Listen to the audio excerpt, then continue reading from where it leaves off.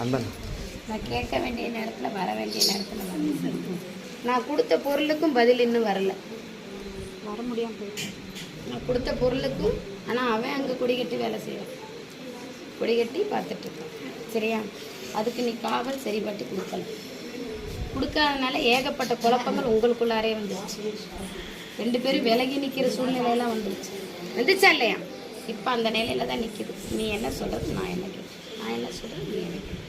இந்த நிலைக்கு உனக்கு நேரம் ரொம்ப சரியில்லையா? சரியா?